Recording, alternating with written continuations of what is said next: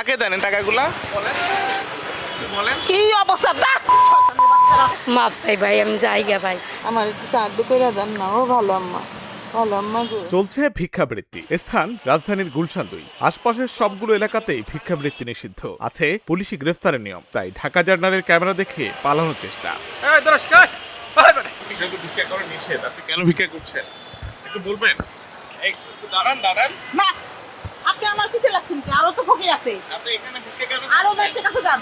হ্যাঁ, আরো মানুষের কাছে যান। কয় টাকা ইনকাম হলো আজকে? হলো কত? এটা তো ভিক্ষুক মুক্ত। কয় টাকা ইনকাম হলো? একটু দাঁড়ান। মানে কি শুরু করছে? আমার সাথে আপনি কি? আপনি আমার সাথে কি? আমার সাথে কি? না, আমার সাথে কি আপনার? আমার সাথে কি করতে হয়? হ্যাঁ। কয় টাকা পান? কয় টাকা পান? কাকে দেন এই টাকাগুলা বলেন বলেন। কি অবস্থা শয়তানের বাচ্চারা শয়তানি করবার লাগা জায়গা পায় না। বদমাশি করবার লাগা। শুধু গুলশান নয়, ধানমন্ডি, বনানী, বারিধারাতেও একই চিত্র। প্রবেশ নিষিদ্ধ থাকলেও ভিক্ষাবৃত্তি চলছে জোরে সোরেই। আশপাশে লুকিয়ে থাকে কখন পড়বে সিগন্যাল, আর সিগন্যাল পড়া মাত্রই শুরু হয়ে যায় ভিক্ষুকদের আনাগোনা। 10 টাকার কম দিলে শুনতে হয় নানান ধরনের কথা। তারা যদি মনে করেন যে একজন ফরেনার দেখে, তখন তো তারা ডলারই চায়। আর এমনিতে 5 টাকা দিলে মনে করেন যে আরো উল্টা গরিব বলে আশকারা দিয়ে ওরা আবার চলে যায়। 5 টাকা মাঝে মাঝে নিতেও চায় না, 10 টাকার নিচে 20 টাকার নিচে তারা নিতেও চায় না। এখানে লেখা আছে ভিক্ষুক মুক্ত, কিন্তু ভিক্ষুকের অভাব নেই। প্লাস গ্লাস টুকাটুকি করে, যতক্ষণ না নামাই ততক্ষণ টুকাটুকি করে, যে মানে ভিক্ষা চাওয়ার যে ধরন, তাদের মনে হয় যে তারা গুলশান এলাকায় তাদের বাড়ি ঘর আছে, আমরা এখানে অস্থায়ী। আয়সা গাড়ির পাশে এসে দাঁড়ায় ভিক্ষা চাওয়ার জন্য, তো দরজা খুললে কি করে, ফোন টোন থাকলে এগুলো টান দিয়ে চলে যায়। এই ভিক্ষুকরা শুধু ভিক্ষুক নয়, ওরা ছিনতাইও করে, ওরা চুরি করে, ওরা ফাঁক পাইলে মানুষকে অনেক মানে হয়রানি করে অনেক সময় টাকা নিতে চায় অনেকে। বহু আগেই ভিক্ষুক মুক্ত এলাকা ঘোষণা করা হয়েছে রাজধানী ঢাকা, কিন্তু তা কেবল কাগজে কলমে। সম্প্রতি ভিক্ষুকের সংখ্যা যেমনি বেড়েছে, তেমনি এদের দৌরাত্মে অতিষ্ঠ রাজধানীবাসী। চা দোকানে দাঁড়াবেন সেখানে যাই বসে তারা হাত পাতি দেখবেন, পান দোকানে যাবেন সেখানে হাত পাতি দেখবেন, মুদি দোকানে যাবেন, তরকারি দোকানে যাবেন, যেখানে যাবেন সেখানে তারা হাত পাতি দাঁড়ায় থাকে। ভিক্ষুকের উপদ্রবটা বাড়ে গেছে। ভিক্ষুক আমাদের ফকিরাপোল, নয়াপল্টন এরিয়াতে আমরা যে পরিমাণ দেখতেছি, ভিক্ষুকের সংখ্যাটা আগের চেয়ে তুলনামূলকভাবে অনেক বেশি। এক ধরনের সিন্ডিকেট আছে, ওনারা গ্রাম থেকে ভিক্ষুক ধরে নিয়ে আসা, মানে ডেলি হাজিরা হিসাবে কাজ করে। মানে এমন একটা অবস্থা করে মানুষ, সাধারণ মানুষ চলাফেরা করতে পারে না। এই যে গেলে দেখবেন ডিসি মার্কেটের সামনে না হলো 30 জন বসে আছে, পুলিশ ধরে নিয়ে যায়, দৌড়ায়, আবার চলে যায়, আবার আসে, আবার চলে যায়, আবার আসে। মানুষ বিরক্ত হয়ে যায়। একজনের পারিশ্রমিক যে প্রতিদিন কাজ করে পায় 700-800 টাকা, ওনারা ভিক্ষা করে পায় 5000 টাকা, ওটা ওনাদের পেশা। এমন অবস্থা গেলে সাধারণ মানুষ চলতে পারে না। সাধারণ মানুষ, আপনি কয় টাকা পান? মাসে 20,000 টাকা ইনকাম করেন, কিন্তু ওনাদের ইনকাম আছে 1 লাখ 2 লাখ টাকা। সবাই সুদের ব্যবসা করে।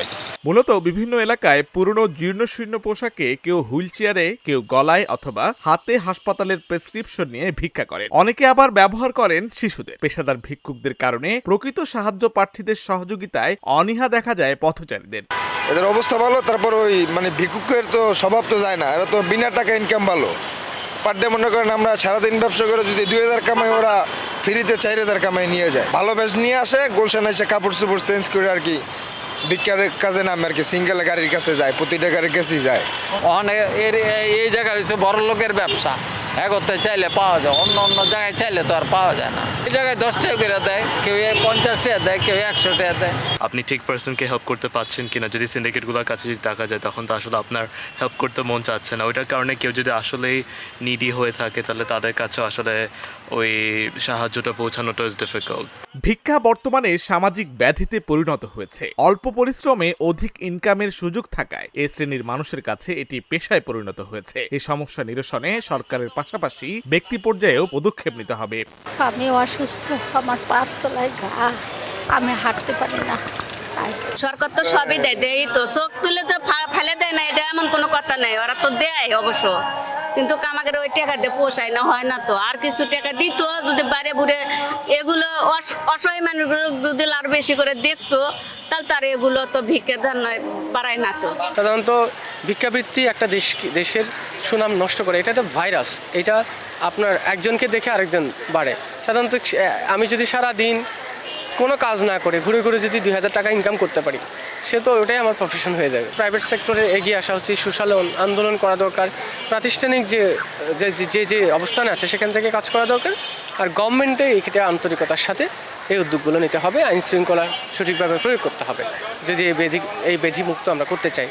একসময় ঢাকাকে ভিক্ষুক মুক্ত করতে ভ্রাম্যমাণ আদালতের অভিযান পরিচালনা করা হতো। এখন সেই অভিযান নেই বললে চলে। ফলে ভিক্ষুকের সংখ্যা যেমন বাড়ছে তেমনি শক্তিশালী হচ্ছে সিন্ডিকেটও। দেশের মোট জনসংখ্যার 60% মানুষ ভিক্ষাবৃত্তির মাধ্যমে জীবিকা নির্বাহ করে। এই প্রবণতা কমার চেয়ে বাড়ার দিকেই ঝোঁক বেশি।